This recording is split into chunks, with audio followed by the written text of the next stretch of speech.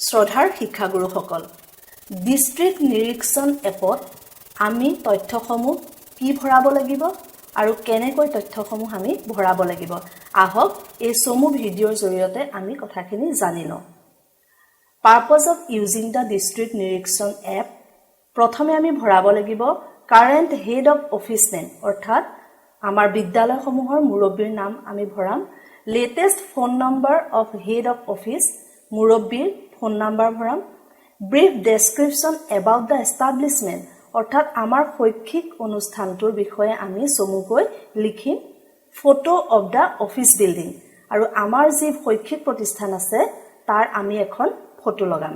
আৰু ফটোখনৰ ক্ষেত্ৰত এটা নিৰ্দেশনা আছে this will capture the geolocation of the building hence this data must be submitted from the office itself অৰ্থাৎ আমি নিৰ্দিষ্ট বিদ্যালয়ত ৰৈহে আমি ফটোখন আমি জিও লোকেশন দেখুৱাবৰ কাৰণে তুলিব লাগিব এতিয়া আহক আমি কেনেকৈ আমি ডিস্ট্ৰিক্ট নিৰীক্ষণ এপত তথ্য সন্নিবিষ্ট কৰিম তাৰ কাৰণে আমি প্ৰথমে কৰিব লাগিব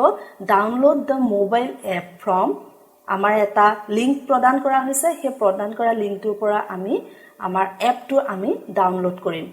Install the APK file in your Android mobile phone. Press trust the source if asked for when being installed. এবাৰ আমি মোবাইল নাম্বাৰ প্ৰদান কৰি আমি লগইন কৰিব লাগিব আৰু তাৰ কাৰণে আমাৰ মোবাইল নাম্বাৰ আমি ইয়াত দিম তাৰ পিছত পাসওয়াৰ্ড দিম যেটো ইতিমধ্যে আমাক যোগান ধৰা হৈছে তাৰ পিছত আমি লগইন যেটো বাটন আছে তাত আমি ক্লিক কৰিম আমি যদি লগইন কৰিবলৈ অসমৰ্থ হওঁ তেনেহলে আমাক এটা লিংক দিয়া হৈছে nogao@nic.in এইটোত আমি মেইল কৰিম after login your screen is like below অৰ্থাৎ লগইন কৰাৰ পিছত আমাৰ স্ক্ৰিনখন দেখিবলৈ এনেকুৱা হ'ব তাৰ পাছত আমি সাবমিট ডাটা ইয়াত আমি যদি কি পইণ্টছ টু ইমপ্ৰুভ আৰু যদি কিবা থাকে সাবমিট ডাটা আমি কৰিব লাগিব ইয়াৰ পাছত আমি দিব লাগিব ডিস্ট্ৰিক্ট নিৰীক্ষণ এপ আছে এস্টাব্লিশমেন্ট ইনফৰমেশন আছে head of office full name mobile number office email id description with remarks save and next কৰিম save and next কৰাৰ পাছত আমি দেখিছো এয়া এখন কৰাৰ লগে লগে এখন আমাক ইয়াত দেখাইছে যে description with remarks আমি কি লিখিব পাৰিম our office is located at লিখিছে আমাৰ অফিসটো অৰ্থাৎ আমাৰ শৈক্ষিক প্ৰতিষ্ঠানটো ক'ত আছে আমি তাৰ এটা সমু বিৱৰণী ইয়াত আমি দিব পাৰিম ইয়াৰ পাছত কাম হ'ব আমি সেভ এণ্ড নেক্সট কৰিম সেভ এণ্ড নেক্সট কৰাৰ পাছতে আমাৰ ফটো ক্যাপচাৰ কৰা যেটো অপচন হেতু আহিব ফটো ক্যাপচাৰ কৰা অপচনটোত আমি প্ৰথমে যাব লাগিব ক্লিক টু ওপেন ক্যামেৰা আমি ইয়াত ক্যামেৰাটো আমি অন কৰিব লাগিব ক্যামেৰা অন কৰাৰ পাছত ভিউ ক্যাপচাৰ্ড ফটোখন আহি যাব এনেকৈ আহিব ফটোখন তাৰ পাছত ফটোখন আমি তুলিম তুলাৰ পাছত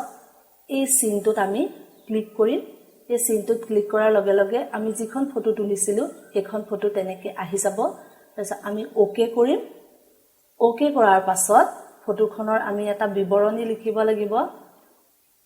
front view of office building এইখিনিত আমি এটা বিৱৰণী লিখিব লাগিব অৰ্থাৎ আমাৰ বিদ্যালয়খনৰ আমি কোনটো অংশৰ ফটো তুলিছো সেই বিৱৰণীটো আমি ইয়াত লিখিম লিখাৰ পিছত আমি আপলোড পিকচাৰ কৰিম আপলোড পিকচাৰ কৰাৰ পাছত এনেকৈ স্ক্ৰিনত দেখা যাব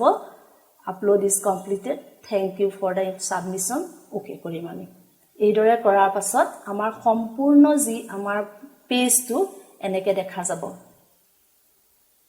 এটো আমাৰ হোম পেজ হ'ব ইয়াত সম্পূৰ্ণ বিৱৰণী লগতে আমাৰ শৈক্ষিক প্ৰতিষ্ঠানৰ ফটোখনো আহিব If you want to change the password, go to my profile link at bottom and click change password. আৰু আমি যদি পাসওয়াৰ্ডটো খলাব খুজো my profile ত গৈ change password যি অংশ আছে সেই change password অংশত আমি গৈ পেলে নতুন এটা পাসওয়াৰ্ড আমি দিব পাৰিম ধন্যবাদ